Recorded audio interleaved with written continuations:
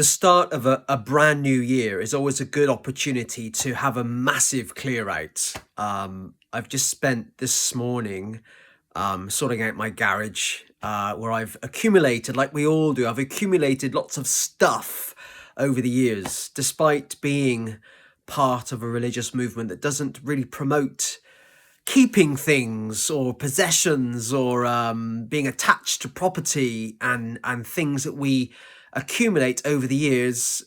Despite that, like most human beings, I've accumulated stuff that in the garage over the years has just kind of built up.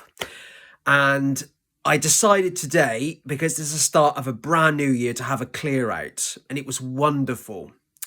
This year, 2025, is 20 years since I graduated, 20 years since I left university.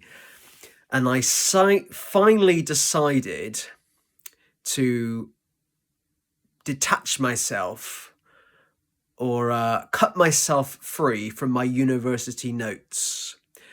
Over the years, I have actually got rid of a lot of stuff because, you know, when we leave this world, we can't take anything with us. So I've done really well, actually, over the last decade of not accumulating too much. But I always was quite attached to my university notes for a whole number of reasons. In my time at university was a very enjoyable. I try not to use that word too much in Krishna consciousness. Enjoy. It was an enjoyable time. I learned a lot about religions and philosophy. Many of you know my degree was in religious studies, where I first discovered Gaudiya Vaishnavism, Krishna consciousness. And I decided today, I booked myself in at the local skip or tip near where I live to take lots of rubbish down. And I finally decided at the 11th minute, literally, to throw a lot of my university notes into the back of the van, which I did do. However, I have kept one thing. I've kept one, which after 20 years is still in good condition. You can't read it, so I'll have to read it to you. But this is my dissertation. This is my dissertation.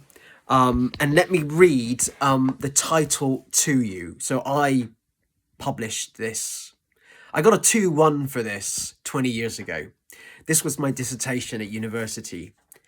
A comparison of the ideas and beliefs about showing devotion to God according to Srila Prabhupada and Srila Bhaktipad.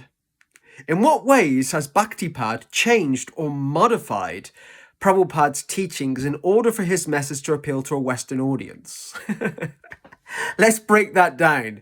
I cannot believe I wrote this 20 years ago. I haven't been brave enough to read through the whole dissertation because A, I haven't had time, and B, I know my writing style has changed a lot over the last 20 years. But for those of you who don't know who Srila Bhaktipad was, he was Kirtanananda Swami, known as the black sheep of ISKCON or the black sheep of the Hare Krishna movement.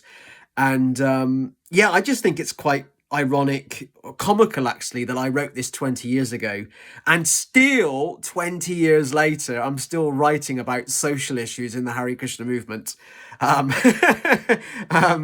investigating all these things going on. I can even see a spelling mistake already, actually. Not my fault. It was probably Word 20 years ago.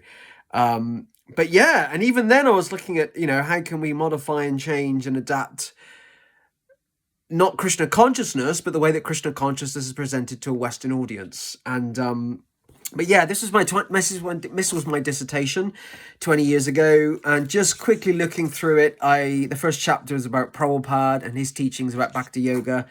The second chapter was about Bhaktipad Kirtanananda Swami and his teachings about Bhakti Yoga and devotional yoga, believe it or not. And then chapter 3 was a comparison between the two.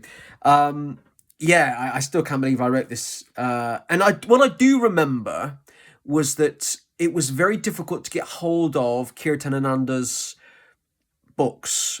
And I remember I had to write or email his disciples to ask for copies of the books. And actually, they were very friendly, and they did send me copies.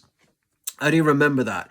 And what I think I can remember, I haven't had time to read this through since returning from the tip, is that actually Kirtanananda had kind of liberalized the presentation of Bhakti for a Western audience. So he was very much into interfaith. And, you know, you would find Christian symbology or symbols in his center or his ashram or New Vrindavan, as well as kind of symbols and imagery linked with Gaudiya Vaishnavism. So I remember that. But yeah, it just has brought back a lot of memories finding this dissertation after 20 years. The start of a new year is a good chance for a clear out. I'm not ready to clear this out yet, because this has been very important to me, actually, this dissertation.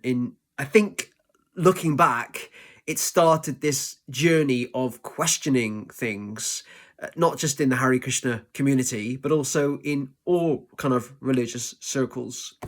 So the new year, the first week of the new year, or the first month of a new year, is a good time for a clear out. If you haven't done it yet, I would recommend doing it. All these possessions, all these things that we accumulate in our lives, yes, there is an element of sentimentality and things that we like the look of, or the sound of, or the feel of.